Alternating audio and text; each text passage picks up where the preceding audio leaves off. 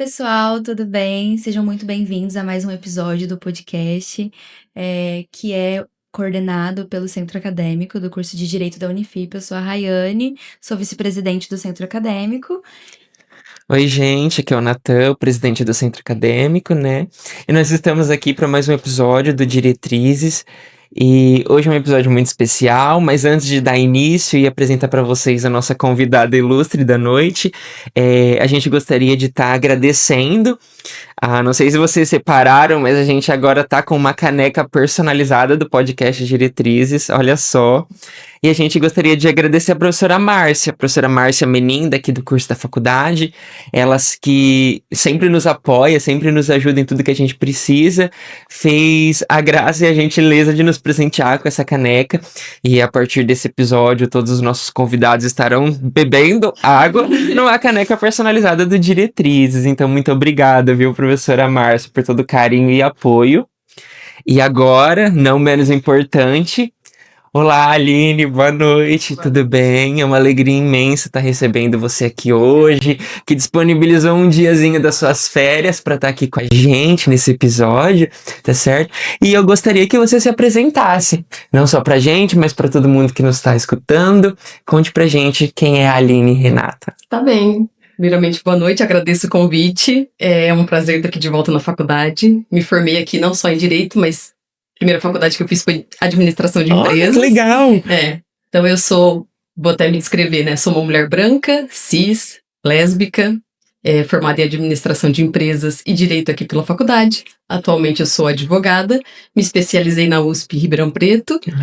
Atualmente eu estou como presidente da Comissão da Diversidade de Gênero aqui da UAB de Catanduva e integro também o núcleo de pesquisa da USP de Direito do Trabalho, coordenado pelo professor Guilherme Guimarães Feliciano, que é conselheiro no CNJ, e o núcleo de pesquisa dele a gente chama, né, ele denominou como trabalho além do direito do trabalho. Ai, que bonito! Então eu faço parte desse núcleo que tem eixos, e um deles é o eixo do direito desportivo, dos trabalhos voluntários em igrejas, de trabalhadores do sexo, e eu também vai ter um seminário em agosto, não sei quando vai ao ar aqui, mas faço o convite para vocês participarem, depois eu mando toda a informação. Com certeza. Dia 14 e 15 de agosto, lá na USP São Francisco, em São Paulo, vai ser um seminário que a gente vai divulgar a nossa obra do eixo de pesquisas que a gente fez, escrevemos artigos, e eu tô lá compondo também, uma das autoras. Que bacana, muito legal, a gente não sabia da maioria dessas informações, então sempre que o convidado se apresenta pra gente também é muito gratificante conhecê-lo, assim, um pouquinho mais, conhecê-la, né? E muito bacana, né? Depois a gente vê certinho quando vai sair esse episódio, mas tudo der certo, a gente deixa todas as informações, legal, o link na descrição pra todo mundo acessar, porque eu tenho certeza que é um trabalho incrível. E a Aline, uma egressa aqui do curso, né, da faculdade. Acho que uma das coisas que mais pega a gente é depois pensar o que a gente vai fazer no pós, né? Depois que a gente sai da faculdade.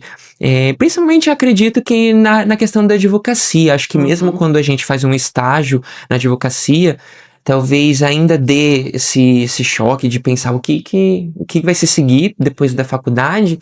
E você, né, você trabalha e mora lá em São Paulo, né, não é mais aqui no município de Catanduva. E a gente gostaria de saber como que foi toda essa transição, né? Sei que tem alguns anos, desde que você se formou até hoje, até o momento você está lá, né? E gostaria de saber um pouquinho como que foi sua trajetória, o que fez você mudar de cidade, quais foram as dificuldades que você enfrentou e até mesmo que te incentivou a ir até São Paulo, para seguir, né, a carreira de direito do trabalho também, né? Sim. O que te faz gostar dessa carreira, o que te motiva nesse ramo. Sim, bom, a carreira de advogada é bem desafiadora, né? Então eu acho que eu tive muita sorte, é importante falar isso. Sou uma pessoa privilegiada em alguns aspectos, até financeiros, é importante falar isso. Eu seria muito irresponsável se eu chegasse aqui e falasse, é só você pensar positivo que você consegue. Basta querer. Basta querer, isso daí é uma falácia, né? Então assim, eu tenho que ter em mente que na época eu tive até possibilidade de vir da faculdade de carro, de tirar férias para poder estudar para a UAB, isso são privilégios que eu sei que poucas pessoas têm. Então, assim, não se sintam pertencentes a uma história que teve privilégios. Então, quero começar falando isso, né? Então, eu me formei em Direito aqui em 2014 e toda a minha faculdade eu trabalhei no jurídico de uma usina. de açúcar e álcool aqui de Catanduva, né? Eu sim. ficava no escritório de advocacia que eles contratavam e fazia audiências. Então eu era preposta, né, da audiência.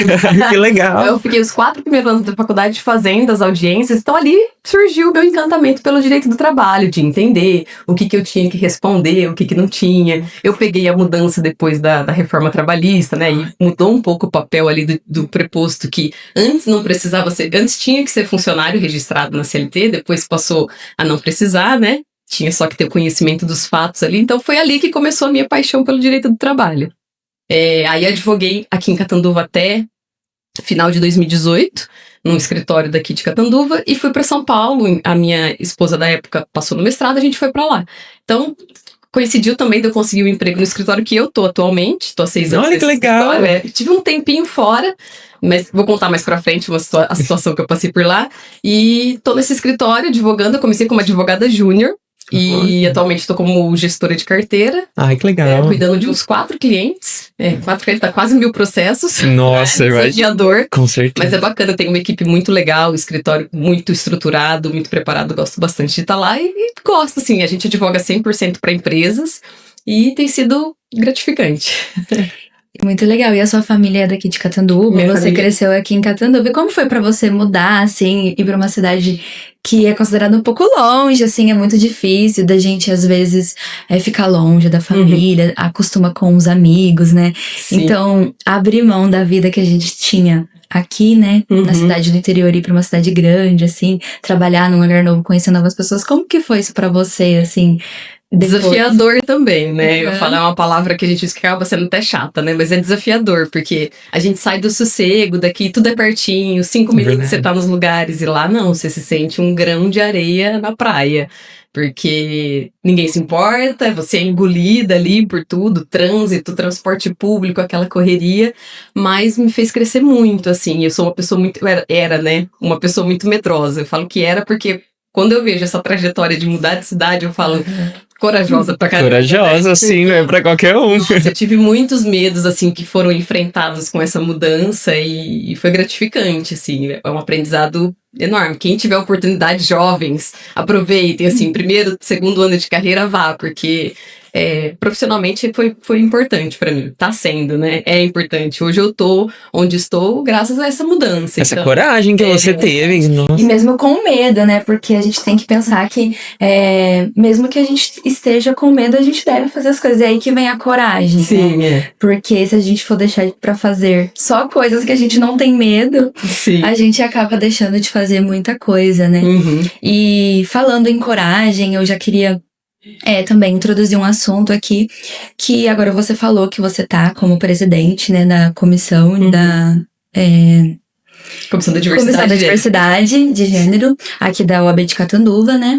E você sempre deixa muito claro, né, o seu posicionamento, a sua sexualidade. Você fala disso abertamente atualmente, sim, né? E como foi isso pra você no mercado de trabalho, assim? Como foi pra você a advocacia? Porque a gente sabe que o direito, ainda em 2025, sim, é uma profissão, é uma área totalmente conservadora. Muitas coisas têm mudado, mas ainda falta muita coisa, passos de formiga. Sim. E como foi pra você? Você teve problemas, assim, você teve que enfrentar problemas em determinados escritórios, deixou de ter oportunidades de, assim, concorrer em relação a alguns escritórios de uma forma igual com outros por causa disso? Como que foi pra você, assim, no começo da carreira? Quando eu fiz a entrevista para esse escritório que eu estou atualmente, eu tentei falar de uma forma bem natural, que eu acho que isso é muito difícil para as pessoas, mas um privilégio que eu tive. A minha família sempre me aceitou de uma forma muito natural, que não é o que a gente vê, né? Sim. Aí para fora. E então para mim era muito tranquilo verbalizar, eu sou uma mulher lésbica em qualquer lugar. Então, quando eu fiz a entrevista, a entrevistadora, que foi a advogada, que foi minha gestora, até perguntou, por que você tá vindo pra São Paulo, né, do interior? Porque a minha atual esposa tinha passado no mestrado, tudo vindo pra cá. Então, a conversa fluiu. Porque tem pessoas que você fala, minha esposa, e a pessoa... Ai, meu Deus, alienígena, sabe? É verdade. Então eu tento trazer isso de forma natural, porque eu tenho esse privilégio. Eu sei que tem pessoas que não podem abrir mão, aliás, ter essa liberdade, né, de falar da sua sexualidade e abrir mão de certos empregos, porque a gente sabe que o preconceito existe. Então foi muito tranquilo. Eu tive muita sorte também nesse escritório de ter essa abertura, de ser muito tranquilo. Só que teve um período da minha vida que eu recebi uma proposta de um escritório, isso foi em agosto de 21. E eu saí desse escritório que eu tô. Fui trabalhar, fiquei 3 meses em outro escritório. E aí foi a situação que eu passei de homofobia no ambiente de trabalho, que eu sou advogada trabalhista, estava trabalhando numa equipe trabalhista. A gestora, advogada trabalhista, tá? Vou ressaltar, uma advogada trabalhista que tem que saber dos direitos dali da questão do trabalho. A gente foi almoçar, era aniversário dela, a gente foi almoçar com a equipe, ou seja, era um almoço de trabalho, não é porque eu tô indo almoçar com o aniversário dela que não deixa de ser uma relação de trabalho, né? Se pudesse, não almoçaria, mas enfim, né? Mas você faz aquele network ali, tá bom, vou almoçar. Então fomos almoçar, e aí, numa conversa normal, como se ela estivesse falando, eu gosto de sorvete de chocolate, ela me solta assim na mesa. Estava eu, a estagiária que fazia parte da minha equipe, mais umas 3 advogadas e ela. E se eu soubesse que você era lésbica, eu não teria te contratado. Nossa. Na hora, eu achei, né, alecrim dourado, nunca vai acontecer comigo. Na hora eu falei, a única reação que eu tive foi, nossa, fulana, infelizmente não pode falar o nome dela, mas tem processo, só jogar meu nome no TJ, vocês vão achar. O processo é público. É isso aí, fica à vontade. Tá, mas eu comi idade e tenho uma dor de cabeça. Não falar o nome. É isso aí. Falei, nossa, falando, mas você é muito jovem. Ela tinha, acho que 44 anos, né? Eu falei, você é muito jovem pra ter essa cabeça. É porque minha família é muito religiosa, aí você entra nesse discurso religioso, né? Que a gente sabe também que tem muito preconceito. Minha família é muito religiosa e por isso que eu penso dessa forma. Nossa, sabe? Aí o almoço desceu daquele jeito. Eu cheguei pra trabalhar, comecei a trabalhar, e aí minha mesa ficava num bico, assim, aquelas baias. E a minha estagiária veio e falou assim, tá tudo bem? Aí eu falei, tá, por quê? Ela falou, porque foi horrível o que aconteceu na hora do almoço. Aí eu falei, foi, né? Aí você fica ruminando. Sim. E nisso, ela saiu de férias, e quando ela voltou, eu saí de férias, porque eu saí de férias, né? Fiz uma viagem que eu já tinha marcado. Aí quando eu voltei, eu trabalhei um dia, falei, cara, eu não posso ficar aqui. Porque fica uma bomba relógio, a qualquer momento ela vai me mandar embora. Porque se ela verbalizou na maior naturalidade que não me contrataria, sabendo que se soubesse que eu era lésbica, o que ela vai fazer comigo a partir dali? Aí eu fui embora, no dia seguinte eu mandei mensagem, fulano, obrigado pela oportunidade, não vou mais trabalhar. Me ligou, começou a me ligar, quero entender. Você quer entender? Eu não atendi a ligação, porque, né, você não tem nem estrutura. Nossa, exatamente. Aí eu mandei uma mensagem, falei, olha, eu não volto por conta dessa sua fala no almoço, você é advogada trabalhista, você sabe da decisão do STF, de equiparação, né, de reconhecimento como racismo, você não tem que ter esse tipo de fala. É feio. Um absurdo. Ainda que ela pense isso, pelo amor de Deus, tá no ambiente corporativo, guarda isso pra você, né, reconheça. Ela como advogada não poderia ter tido essa fala, ninguém pode, ainda mais ela como advogada. E aí eu vou te mostrar a maior ignorância dela, porque ao invés dela como advogada falar, não, jamais falei isso. Eu tenho print, tá lá no processo. Ela falou assim, não foi isso que eu quis dizer, não foi nesse tom que eu disse. Ela não negou.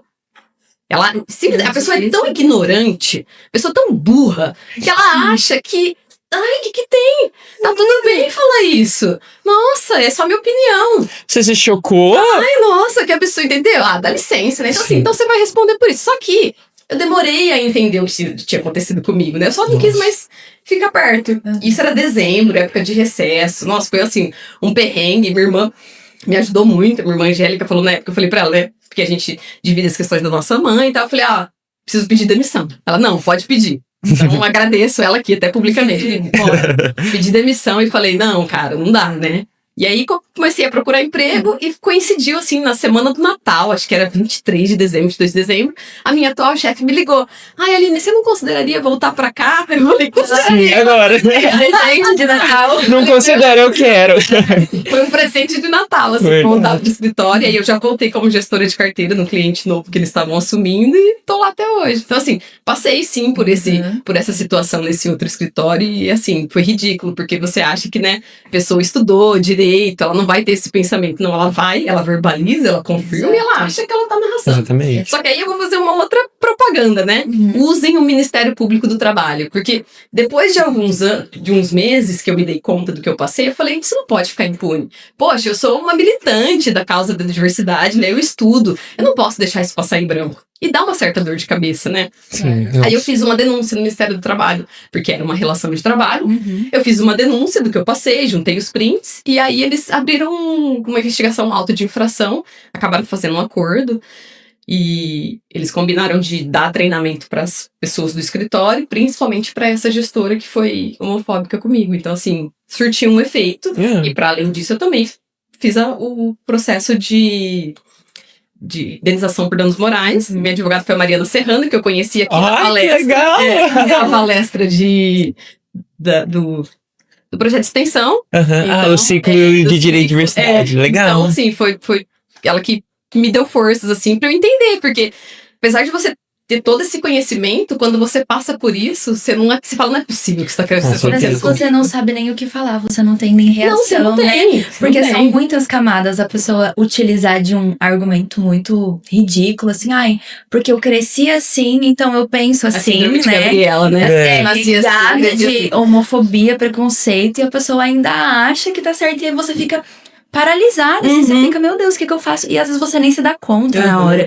E aí quando você vai sentindo aquilo, isso vai doendo ali, aí que você se toca mesmo, né? E eu queria até aproveitar e contar uma coisa que aconteceu há um tempo atrás, também no meu trabalho. Eu conversando com uma colega de trabalho, e ela tem, eu acho que uns 26 anos, muito jovem mesmo. E aí eu tava falando, sabe, o problema que a população trans, principalmente tem em relação a acessar o mercado de trabalho. Muitas vezes o que resta é a prostituição, né? E aí ela olhou pra mim e falou assim, ai, Rai, mas assim, se você estivesse num supermercado, você acha que seria tranquilo você ser atendido por uma pessoa trans? E aí, é tão gente, absurdo, né? Eu fiquei assim... Eu falei, óbvio. E ela, eu não sei se eu me sentiria bem. Eu falei, mas você tá fazendo compra. O que ela vai fazer pra você? Que diferença faz? A pessoa que tá no caixa. E assim, porque foi exatamente o mesmo argumento. Eu cresci assim, eu sou muito religiosa. Eu não sei, eu acho muito estranho. Nossa, que religião estranha, né? Exatamente. Meu Deus, gente, melhorem, né? E aí acaba até manchando a religião. Pois é, muitas vezes ali tá pregando amor e a galera tá interpretando errado. Exato. E aí, assim, na hora eu não sabia nem o que falar, assim, uma coisa que... Você fica sem reação. Exato, você pode falar, né, você estuda e aí depois você chega na hora... Não é possível, é tão ignorante que você fica sem argumento. Nossa, com certeza. Eu fazia estágio há um tempo atrás, eu não vou nem comentar o lugar, e eram com pessoas que eu gostava muito, e tinha uma certa intimidade, assim, uma intimidade do trabalho, lógico. E aí era muito, assim, eu sempre tinha essa visão de, o militante. Não, porque ele é jovem, ele é militante. Ele quer mudar o mundo. Ele quer mudar o mundo, tem energia pra isso. Coisa pra viver aí. Não conhece o mundo de verdade, briga por qualquer coisa. E aí eu ficava muito nessa posição de, tipo, de ter que defender alguma coisa. E aí, tipo assim, eu só pensava... Por que você tem que fazer todo esse esforço pra defender, sendo que a única coisa que você pede é respeito? É respeito. Viver a vida normal. De viver a vida, de ter os seus direitos respeitados, de ser uma pessoa normal igual qualquer outra. Sabe? Não tem um pedido, não tem exigência alguma. Exatamente. Eu não quero esfregar na sua cara alguma coisa. Eu só quero ter uma vida civil, uma vida normal. E realmente... Sabe, é chocante, assim. Eu acredito que você deva viver isso também, mas, por exemplo, a gente vive numa bolha, né? Sim. Os nossos amigos, assim, até família, eu também sou muito privilegiado em relação à minha família e tudo mais. Então, é uma bolha. E aí parece que quando a gente lida com isso no mundo real, choca e desacredita. Você fica congelado. É um absurdo. Agora eu tô preparada, depois do primeiro. Isso aí. Agora eu sei lutar, né? Não, é isso mesmo. Você tinha comentado também da questão da decisão da STF equiparando, né? E até o que você tinha comentado no começo, que a evolução que a gente tá tendo em passos de formiga, e realmente. E é uma das coisas muito criticadas hoje em dia, né? Que quando se trata dos direitos LGBT, a gente só tem essa questão de jurisprudência, equiparação e tudo mais, não uma medida positivada em si, né? O que você acha em relação a isso, até de uma perspectiva dos seus estudos e tudo mais? O que você pensa disso? Eu vejo o pessoal reclamando bastante do ativismo judicial da STF, né? Mas foi graças a ele que eu casei. Eu não poderia ter casado. Exatamente. E então, assim, o que a gente vai esperar de um congresso que é homem, cis, branco e hétero? Eles não estão nem aí pra gente, eles não vão fazer as leis que vão beneficiar a população LGBTQIA+. Então, assim, a gente tem que sim recorrer ao judiciário, né? E eu casei às pressas, recentemente, 2023, em outubro, porque avançou o projeto de lei que queria proibir o casamento homoafetivo. Nossa. Então assim, avançou e aí a nossa família juntou, né, até a avó da Júlia, de 90 e poucos anos, chegou e falou, não, vocês têm que casar logo pra resguardar esse direito. Então assim, não tem que esperar, né? Então assim, a gente faz a vida no atropelo por conta de pensamento assim, porque não tem uma lei que me assegure o direito de casar. Meu Deus, Exatamente. o que eu tô fazendo de absurdo, sabe? Exatamente. Então assim, infelizmente é uma tristeza, mas que bom que a gente tem o STF aí pra nos ajudar, pra ir interpretando a lei amplamente, né, pra nos resguardar direitos, porque senão a gente vai ficando cada vez pra trás. E tá ficando, né? Infelizmente. Que nem você citou mesmo, um projeto de lei. Então, e olha, você falou isso da questão de ter que correr, eu já penso nisso. Olha que absurdo. Você ter que, tipo assim, fazer toda essa movimentação na sua vida, porque o seu direito tá em risco. Você tá em risco de ter uma coisa que nem você falou, tão básica, é um casamento. E azar deles. Agora eu tenho 2 datas pra comemorar meu casamento. O civil e a festa. Isso aí! Só saiu vencendo. Só. Ai, que legal. É isso aí, é muito importante mesmo a atuação do STF também. Sim. Porque senão a gente não teria, né? A gente tá vendo agora também o que tá acontecendo aí com o protocolo para julgamento com perspectiva de gênero. Outro absurdo. Um projeto de lei que também foi criado por mulheres, né? Então é muito triste a gente ver isso, né? Como que esse tipo de decisão, esse tipo de atuação do Poder Judiciário incomoda, né?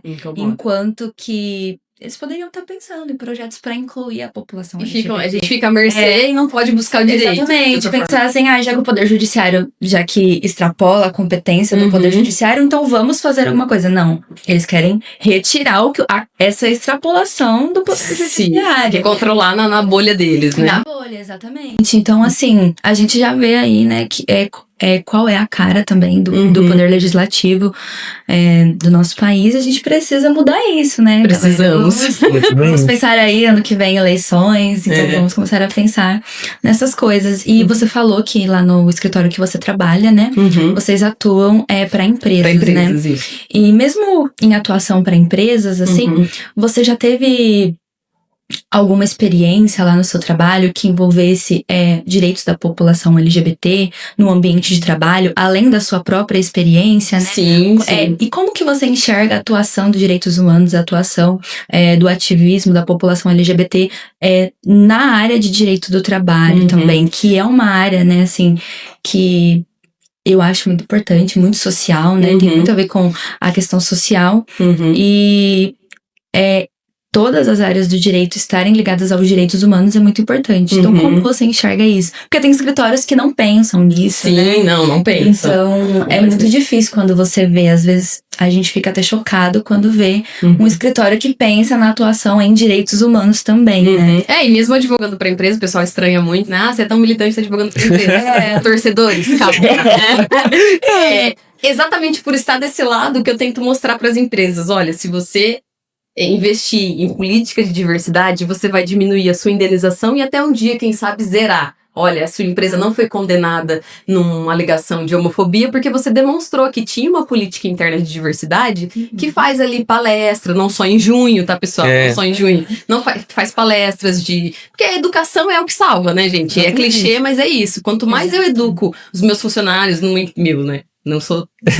Já tá profetizando, Quanto mais eu coloco ali no dia a dia deles essa informação de diversidade, não só da questão LGBT, de racismo, etc., eu vou mostrar que, olha, tá fazendo parte do meu universo, eu tenho que respeitar. Então é isso que eu prego ali dentro, né? Às vezes já chegou processos nossos de que a gente demitiu meu cliente demitiu um funcionário porque ele foi homofóbico com outro funcionário. Então ele foi demitido por justa causa. E aí não teve o aumento de pena. Ele não teve advertência, ele não teve suspensão. A gente foi direto para justa causa.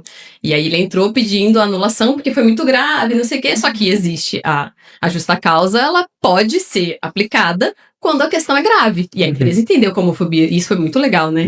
Foi uma empresa orientada pela Aline Renata. Isso aí, sem aprovação. Então ela falou, que a justiça entendeu? Não, essa justa causa foi justa, por quê? E a gente não tinha testemunha, nossa testemunha era vítima, então, ou seja, o depoimento dele nem foi como testemunha, foi como informante. Porque, obviamente, estava viciado, ele queria ver aquele funcionário sendo mantido a justa causa, né?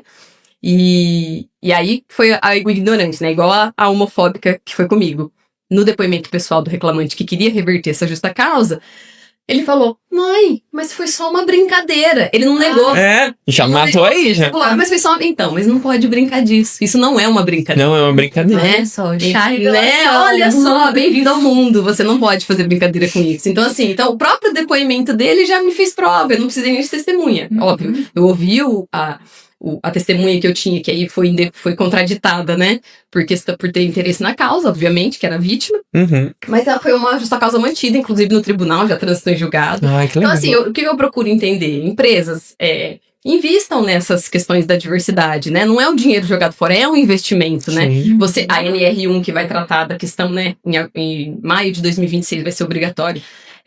Essas questões não só físicas, mas mentais também, da saúde mental, é importante que eles acolham, mantenham o ambiente de trabalho acolhedor para a diversidade, para a população LGBTQIA+. Então, assim, invistam nessas questões da diversidade para que funcionário LGBTQIA+, se sinta acolhido ali. E a doença mental vai diminuir, em tese, né? A gente espera.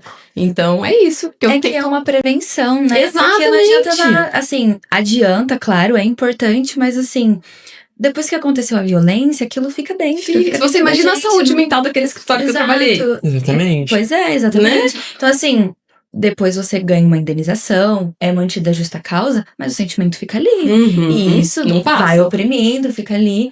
Então, assim, é você poder viver num ambiente onde você possa ser o que você é. Exato. Não ficar, meu Deus, será o que vai acontecer? Outro personagem. E aconteceu de novo e eu vou ter que passar por todo esse caus, né? Então é muito importante essa atuação também com as empresas, essa orientação. Eu acho que é maravilhoso, né? Saber que tem escritórios que já fazem isso, com certeza.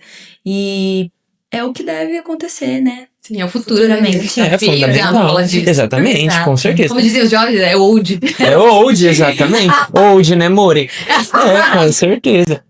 E eu acho que é isso mesmo, essa movimentação, sabe? Apesar de hoje em dia a gente ainda ver esses episódios, eu acredito, né, que hoje em dia já não é mais tão severo. Ainda assim é severo em alguns casos, mas hoje em dia já deu uma enfraquecida, assim, hoje em dia a gente consegue ver que realmente estamos caminhando para uma transformação e é fundamental que a justiça do trabalho, né, não só a justiça, mas também as empresas, os empreendedores, os empregadores e empregados tenham isso incorporado na sua rotina, né? A Rayane tinha comentado, né, que o direito do trabalho é tão fundamental, porque da questão dos direitos humanos, acho que isso faz mais fundamental ainda, porque o trabalho é fundamental na vida do ser humano. Quantas horas ali, exatamente, a gente passa, acho que mais tempo trabalhando do que em casa. Então já é uma forma de introduzir essas pautas, essas questões dentro da vida dos funcionários, das pessoas que estão ali trabalhando, porque é isso mesmo. Se deixa pra... A gente tem muito isso de ficar recortado. Não, isso aqui fora do trabalho, isso é até uma coisa que é imposta pra comunidade LGBT. Porque você tem que se resguardar no seu trabalho, porque isso é uma coisa que você tem que manter em segredo. Você não tem por que falar isso no seu trabalho. Sendo que aí, do lado, tem a fulaninha de tal, que ela tá grávida, porque eu e meu marido vamos nos casar. E você tem que ficar lá, sabe? Então, é fundamental que a gente veja essa atuação, sabe? Essa mobilização na justiça do trabalho. Isso eu acho que eu acho mais interessante, não só até na justiça do trabalho, mas no direito brasileiro como um todo, assim, até, por exemplo, direito eleitoral, com reserva de cotas para mulheres e tudo mais. Eu acho isso muito bacana, como as diferentes justiças conseguem fazer essa movimentação, porque acho que o direito é isso, o direito também é uma parte da nossa realidade, do nosso mundo. Então é fundamental. Tudo é direito, né? Tudo é direito, exatamente. A gente aprende isso no primeiro ano. O direito está em tudo. Então é fundamental que a gente tenha essas mudanças. E para finalizar com chave de ouro, né, aproveitando que a gente está nesse assunto de direitos humanos, da área da justiça, a gente gostaria, pela segunda vez aqui no nosso podcast, estar realizando a pergunta. Então, Aline e Renata, o que você acha, o que você diria, o que é para você os direitos humanos? É a segurança, né? Uma segurança, principalmente para as minorias, e eu me encaixo ali como mulher, como LGBT. É uma segurança que a gente tem que se resguardar, né? Então, assim, para quem acha ruim é porque tá ali no topo, né? Exatamente. É o branco, é o hétero, é o cis, Não precisa, Não né? precisa, né? Então o mundo tá chato pra eles. Então eu acho que a gente tem que se resguardar e sim utilizar muito desses direitos humanos, porque é o que nos salva, é o que permite a gente viver a forma que a gente entende que não prejudica ninguém. Com certeza. Ai, muito obrigado, Aline. Passou rápido. Você tem noção? A gente geralmente coloca o cronômetro. Aí eu fui ver aqui quanto tempo. Eu nem tinha ligado o cronômetro. A gente começou a conversar aqui. Legal. Foi tão gostoso, foi tão Que bom, rapidinho. fico feliz. Ai, nossa, foi Por muito você ter legal. aceitado o convite, Imagina, eu né? que agradeço. Por ter separado um tempo pra vir até aqui, né? Veio lá de Jundiaí Obrigada. e veio passear, né? Eu acho. Minhas famílias, amigos. E aí separou um tempo, né? Faz pouco tempo que a gente conhece a Aline, mas já é uma pessoa que eu admiro muito. Eu admiro Obrigada. muito o trabalho. Recíproco. Admiro muito também o posicionamento, a forma que se posiciona. Obrigada. Então, é muito importante você estar aqui, muito importante você falar um pouquinho da sua história. A gente agradece muito por você ter aceitado. Obrigada. Sim, muito obrigado por É essa um privilégio troca, eu estar aqui. Acho, imagina, é sempre bom receber você e a gente tem certeza e garante que terão outros eventos com você aqui na faculdade. A gente tá sempre de portas abertas e a gente representando o centro acadêmico também. Legal. A gente é uma associação que admira muito você e o seu trabalho, sua Obrigada. participação, né? Aqui o Diretrizes a gente gosta de receber pessoas que também gostam de estar aqui com a gente, Gosto sabe? bastante, obrigada. E desde o começo você mostrou muito solista, muito aberto, muito alegre por estar aqui com a gente. Isso é uma coisa que a gente sente no coração. E a gente só tem a agradecer. A gente espera muito que vocês tenham gostado desse episódio da mesma forma que a gente gostou. Então é isso, pessoal. Chegamos ao final. Muito obrigado, Aline. Obrigada, pessoal, obrigada. E Pra aí? quem tiver interesse em participar do evento, né, que vai estar acontecendo lá na USP de São Paulo. Isso, o seminário, finalização do eixo, né, do trabalho de curso que a gente fez, do trabalho de pesquisa, com o lançamento da obra dos artigos, 14 e 15 de agosto, 14 e 15, vai ter as inscrições, vou mandar pra vocês postarem. Isso, a gente coloca tudo na Vai descrição. colocar o link também aqui Legal. no episódio. Combinado. Obrigado, Obrigada, viu, pessoal. Aline? Obrigada, gente. Tchau. Tchau.